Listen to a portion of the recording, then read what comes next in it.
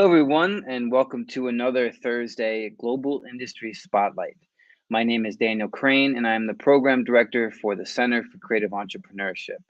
Here at the Center, we're focused on building resources for entrepreneurs, whether that's through online education, workshops, boot camps, through the networks that we have connected with, um, or connecting you with organizations who are supporting the sector.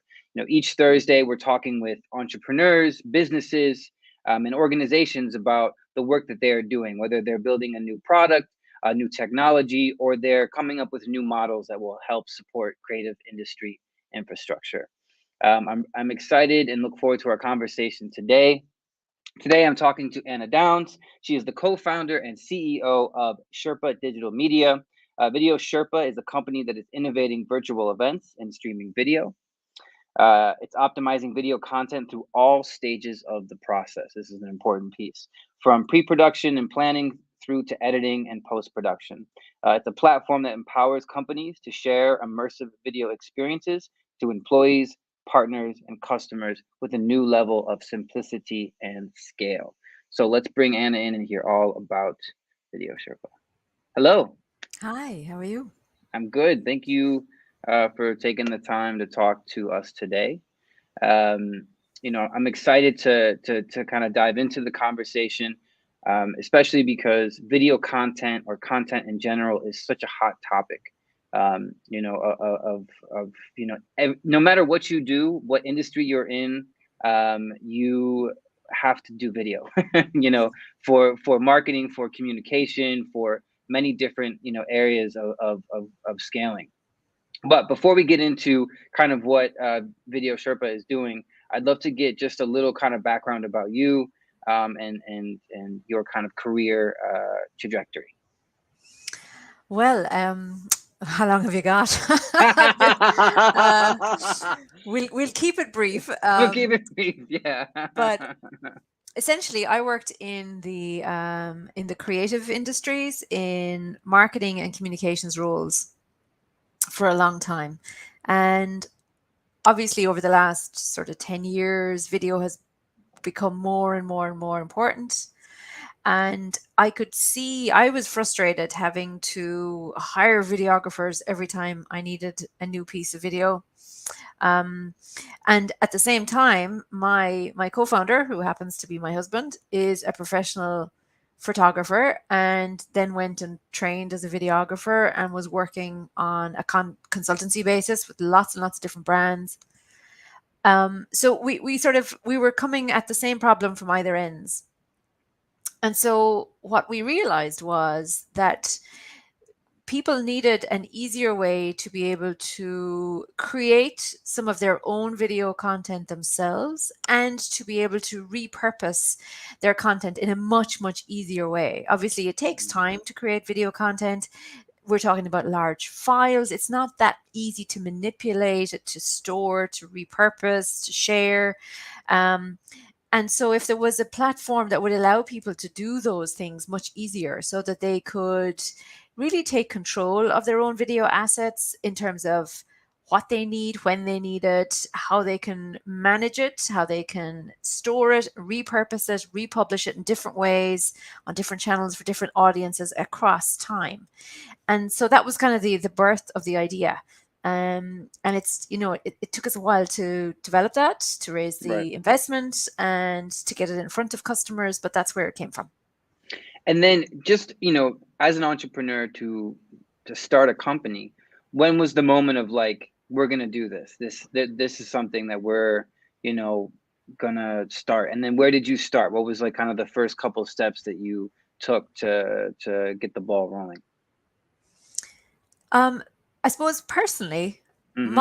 I grew up in a household where my dad was an entrepreneur. He was self-employed. As kids, we were involved. When a big order had to go, we were out in the workshop. We were packing boxes, labeling, loading up the truck, doing deliveries on school holidays and stuff. So that kind of environment was very familiar to me. And Mm-hmm. it wasn't intimidating, the idea of starting a business. It probably should have been a bit more intimidating than it was. If I knew then what I know now. but so I wasn't at all phased by that. If anything, to be honest with you, there was always a burning desire to start my own business. Mm, That was definitely there. And I had been working in a lot of creative organizations, art school, film sector, the British Council, which works across a whole load of different kind of arts events and spectrums and with artists. And I could see all these people creating, bringing their vision to life. And to me, business is very creative.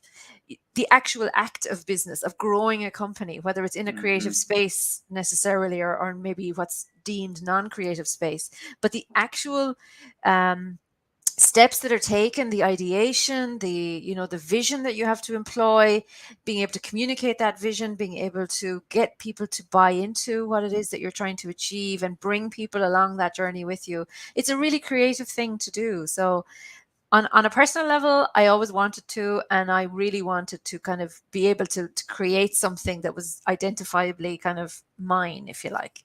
Yeah, Um, yeah, you know, absolutely. Yeah, I yeah. think that I'm someone that also shares that similar passion of, starting a company and wanting something that's mine. Kind of seeing out there, of all the different things that are being started, and finding a space of like, no, this is something that I see a need for. And I think you touched on something that is so important, is the drive and feeling motivated and excited about the process of starting a company. I think for successful entrepreneurs, there's a certain courage that you have to have, and a kind of work ethic, an approach to building something, like you're saying, like, you had that from growing up, of packaging boxes, and what it takes. What is the actual work? The ideas are great, but the Mm, work is the next step. And I also love how you talk about that, building a business is a creative process. That's such a great analogy, and something that I actually someone no one's mentioned that before, right? It's always like, well, here's kind of the business plan and you have to fill this out, and you know but to think about it as a creative process would actually even make it more accessible to people who are thinking about it, right? mm. It doesn't have to be a suit and tie business school situation. Like, you can use your talents and your skills to build something. So that's great. And in terms of, and I went to South by Southwest last week, and it was really interesting hearing from different companies. And I loved what you brought up about repurposing content. Mm, I heard a couple of marketing people talk about how you can take one piece of content and repurpose it for a whole year to mm. help push something, right? Can you talk about how Video Sherpa helps with that, with the storage, the repurposing, and that process? Yeah. So, I mean, we try and do it in two separate ways. The first is we put a huge emphasis on the pre-production side, the planning of your video content over a period of time.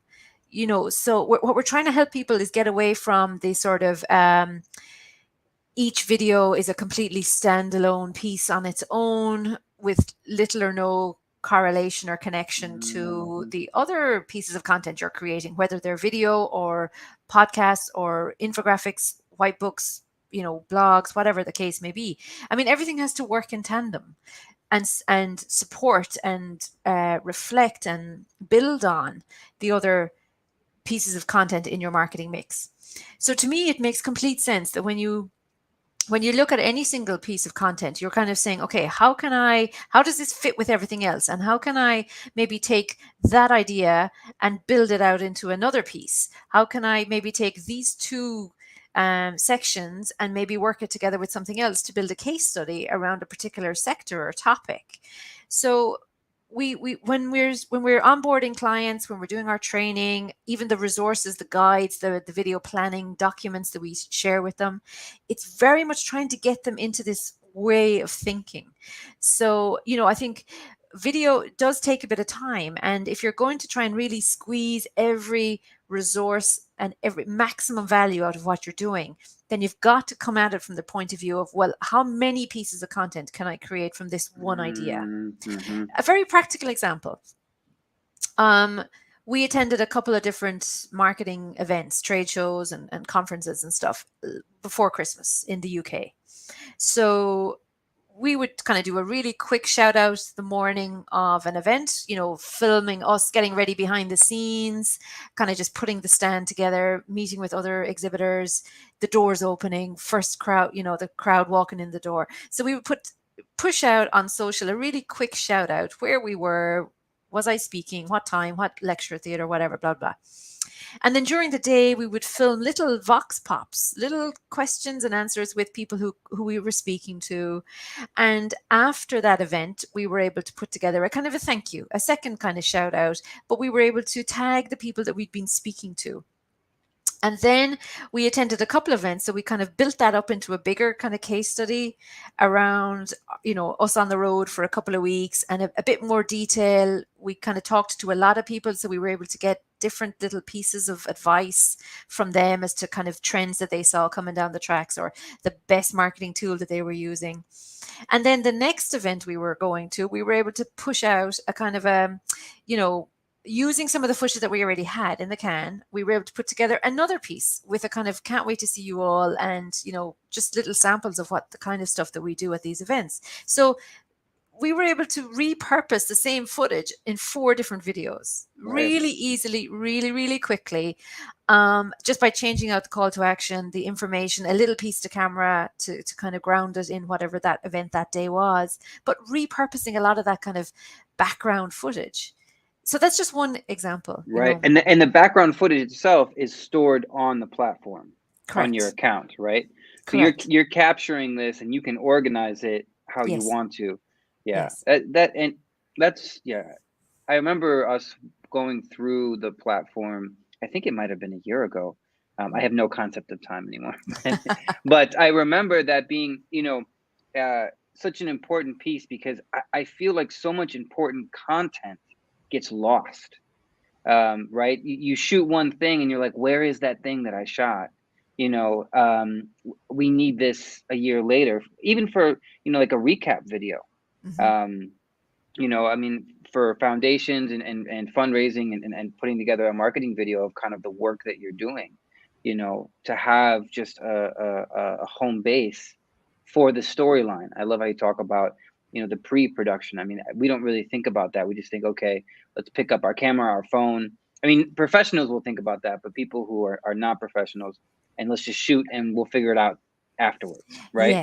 Yes. And and this is the problem. It's like we'll film enough and hope something comes together. Hope for the best. Yeah, exactly. And what we're trying to do is get people to think about developing their own individual original stock library. So as they're filming footage, it's on the platform, they can tag it, they can easily find it again, and literally over a period of months you've built up your own Shutterstock, but it's completely unique, it's completely original to your guys. You own it, you can repurpose it and manage it so easily. So it's about changing the way people approach it, really. Yeah. So there's a learning curve there, I suppose, but I can tell that from a marketing standpoint, you coming from marketing, that's really important. It is the through line. What is the storyline you're trying to tell? And access to your content. It's like I have to look on my phone to, my Google Drive to Dropbox to, someone sent me a file through WeTransfer. It's like you're things get lost very easily. Exactly. And then you're dealing with video files, which, .mobs, MP4s, they're massive. They're enormous. They're awkward to share and to, to be sending to each other and storing. So yeah, that part of it was just a really obvious hassle that we could eliminate for people. So, we very much approached the platform putting ourselves, well, I suppose we were trying to solve my problem. I was kind of the target customer, and I was like, okay, when I worked in the art school, and I had to get all this content out, what did I need? What would I have loved it to do? And then we were able to put that MVP together and go out and show it to loads of people and sort of say, look, this is what we've got. What else do you want it to do? What else would you need it to do before you would actually pay money to use it? And so that was because we got really consistent feedback. There was kind of 4 or 5 essential elements on everyone's wish list So that kind of wrote our product roadmap for us, and it was fantastic. Hmm. But being my own kind of target audience initially was a good place to start. Yeah. And how long did it take to kind of build up that market research to really zero in on the, some of the most important aspects of the product? Well, initially, so this would probably be something that a lot of your audience will have heard, is that you have to go really niche at the start, Hmm. and you have to build a product that's kind of for one really really niche beachhead market, get established, and then you can kind of grow. And so we took that advice to heart, and we started out by creating a platform specifically for people in real estate. Right. So people who needed video for property listings, a very easy way for them to achieve that themselves, that looked really good, nicely branded, nice templates that they could very, very easily just film the footage, apply it. All of that branding was automated, and they could have their nice listing video done in minutes. And here in Ireland, it's a very different property market to the US. And obviously, there had been a big financial crash. People in real estate had outsourced everything, and they had outsourced, brochures, photography, video, everything. And here we were coming along saying, no, no, no, you gotta do this in house. This is brilliant. This is going to change your business. It's going to be revolutionary. And so we went out with this platform and we said, look, this is what it can do. And they were like, oh, yeah, great, great, great. We just need these other few features.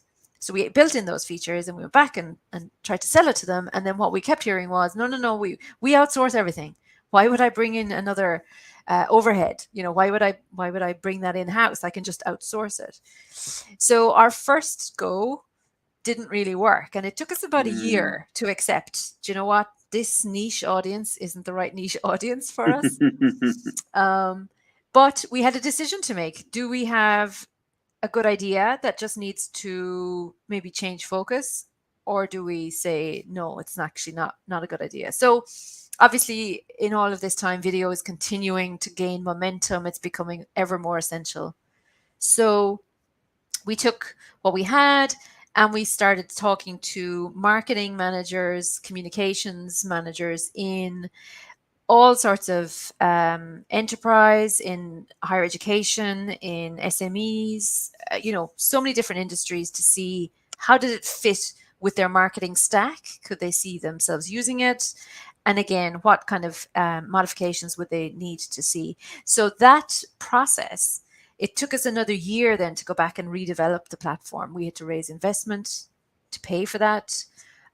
So Video Sherpa, as you see it now, was actually launched at the end of 2019 Right. with exquisite timing just before a global pandemic. Yeah. Yeah.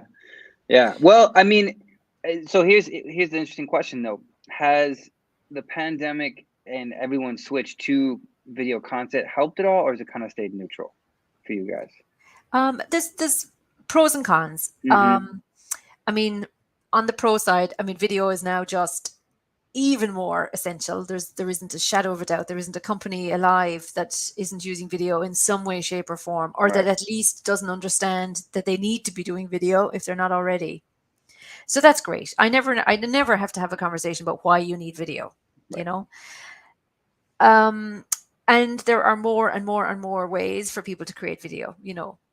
TikTok for business is growing enormously. Instagram Reels, it's getting easier and easier for people to create short video, to make it, look good, add branding, add music, add subtitles, add text, and all that kind of stuff. So it's a busier space. So for a small company, it's harder to get the word out there. Um, but the acceptance of the importance of video is obviously a plus. Right. The pandemic itself was a complete and utter rug pulling exercise, because for us, Video Sherpa is helping people to film original footage. So, Right. like if you guys are having an event and you want footage of kind of maybe the event itself, the speakers, the crowd, the behind the scenes, you need to actually get up and film that footage.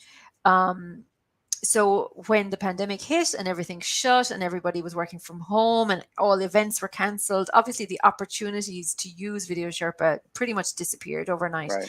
And that really slowed our growth for a good 18 months. There's no doubt about it.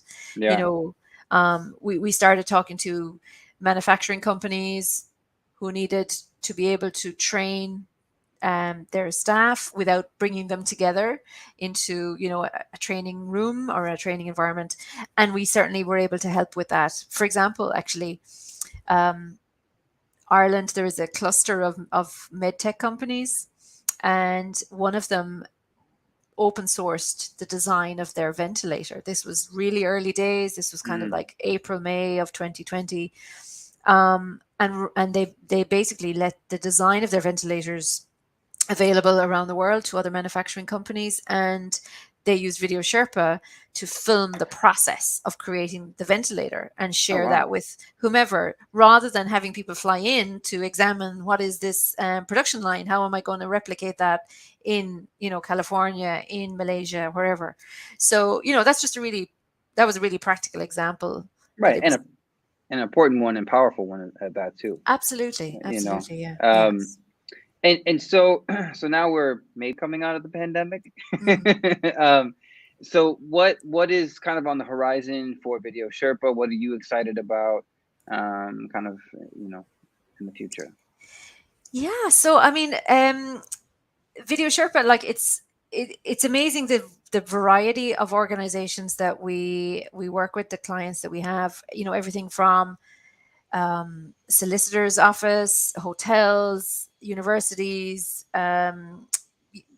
medical manufacturing companies. Mm-hmm. It's amazing the applications that it can be put towards. So that's pretty cool.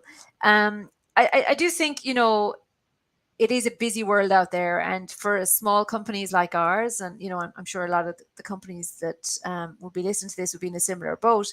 It's tough. It's tough out there to get the word out. You've a small team and you're kind of trying to juggle marketing and sales and product development and customer support and dealing with investors or fundraising, and keep all of the plates spinning all of the time. Mm-hmm. So it's a challenge, but I'm still incredibly passionate about the potential Yeah.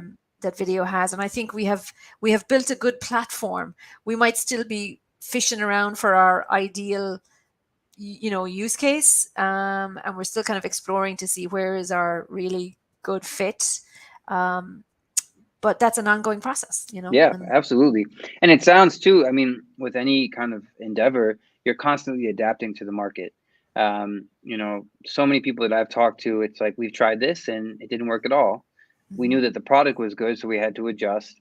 And even with the diversity of clients that you have in the different use cases, it's just like you have to kind of try different things. What's hitting, what's not, mhm, and see what the niche market is. I love the idea. I love the product. I think it's really helpful because when I think about some of the tools that Instagram has and TikTok has, like that's a certain generation that mhm, will be able to use those tools. And it's also in itself a very crowded space. mhm. So to be able to simplify that process, and maybe make it more accessible for people of different generations, I think will be really important. As we're kind of continuing like growing, because it's just wild. Like I'll talk to someone who's younger about TikTok, and they'll give me the full breakdown. And I mean, I'm not old, but my generation is not. Doesn't really exactly know what's happening. I know. So, I uh, know. well, Anna, thank you so much for taking the time to talk to me today. I just want to have a big shout out for our coordination in red shirts. Um, it's but it's great to learn about just small companies building really great technology, and learning and adapting, and figuring out kind of how to exist, and also how to live a good life. And I mean, man, hearing the balance of you know fundraising and marketing, and customer service for the tech, I mean, all of those things I think are really big questions when I'm talking to entrepreneurs. It's like Yeah. I build this great tech tool, but how do I maintain to keep it up to date. Do I have a CTO? Do I have a full, customer service team that people can reach out to? Like, there's just lots of things I think to take into account. But it seems like you guys are doing great work. And, I again wish you the best of luck. And I know we'll be in touch for sure. And thank you again for taking the time. No problem at all. Lovely speaking to you. Yeah. Well, there you have it, everyone. Video Sherpa from Ireland. I'm going to put down their website below. A really great technology that is, from pre-production to post, showing you how to build the story, to build the through line, to store footage so that you can really have a great, robust content, which everyone needs, no matter what company you are, what your business is. These are important things for you to check out. Again, my name is Daniel Crane. I am the program director for the Center for Creative Entrepreneurship, streaming live out of 2112. The Comcast Business Studio. You see these cool blue lights, and it's a really awesome space for shooting high-end video, pictures, and it's open for the community. So check us out at 2112inc.com. Send an email. I'll put the website below, and you can come and tour the space and check out some of the resources that are there for you. I'm wishing everyone a great rest of the week. Take care, and we'll be in touch.